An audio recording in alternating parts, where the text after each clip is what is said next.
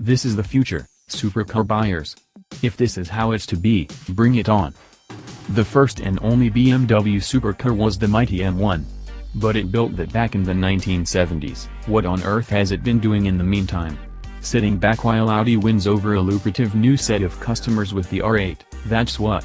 Finally, we have a response. Which, would you believe, is also an 8. But this is preceded by I for electric. That's right, BMW has made the world's first and only petrol-electric hybrid supercar. It's about as far from the usual BMW template as you can get. The engine is a tiny 1.5-liter turbo 3-cylinder, mounted transversely ahead of the rear wheels. Tiny, but mighty, it produces 231 bhp. There's a 131 bhp electric motor up front and a big plug-in electric battery to give it serious potency. All this is packed into a carbon fiber tub and wrapped in stunning thermoplastic bodywork.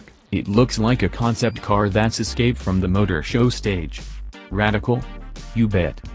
Put to rest any doubts you may have. It's radical and otherworldly, but the BMW i8 works like a charm as a sports car.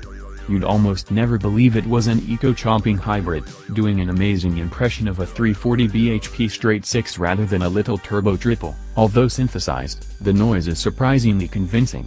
It doesn't quite feel 911 fast, despite a 4.4 second 0 to 62 miles per hour time, because high rev drama and violence is lacking. But it's still ruddy quick, and traction is fantastic. Cornering is equally wonderful, despite the mishmash of power sources and options for front and rear axles. It's roll-free and very agile, while the steering is terrific. Consistency is high, which means so too is confidence, and it's only on rare occasions that you feel a trace of understeer.